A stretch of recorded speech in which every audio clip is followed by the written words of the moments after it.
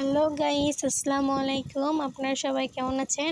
আশা করি ভালো আছেন। আমিও আল্লাহর রহমতে অনেক ভালো আছি। আজকে ডিমের রেসিপি নিয়ে চলে এসেছি। প্রথমে আমি এখানে 3টে ডিম ভেঙে নিয়েছি। এরপরে মরিচ, লবণ, হলুদ দিয়ে মেখে নিচ্ছি।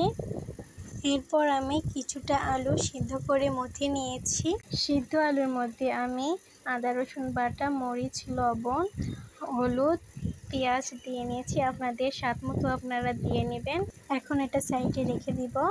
এরপর আমি মাখানো ডিমটা ভেজে নিচ্ছি। এই রেসিপিটা অনেক মজা কিন্তু খেতে, আপনারা একবার বাসায় ট্রাই করবেন। এই তো আমার ডিম ভাজা প্রায় শেষের মধ্যেই। আমাদের গ্রামে মাটির চুলায় রান্না করা হয়। এইবার আমি ডিমটা একটু কেটে নেব। আপনার ফ্যামিলিতে কয়জন মেম্বার আছে সেই অনুযায়ী আপনি ডিমের পিস করবেন। এরপর আমি কড়াইতে পেঁয়াজ তেল দিয়ে ভেজে নিচ্ছি। পেঁয়াজটা একটু লাল লাল করে ভাজবেন। এরপরে আমি এখানে কিছুটা জিরা এবং কয়েকটা তেজপাতা দিয়ে ভালোভাবে নেড়ে নিচ্ছি। একটু খেয়াল রাখবেন যেন পেঁয়াজগুলো না পুড়ে যায়।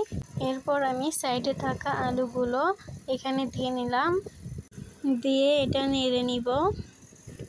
এরপর আলুটা শুকিয়ে গেলে এখানে পানি দিয়ে দিব।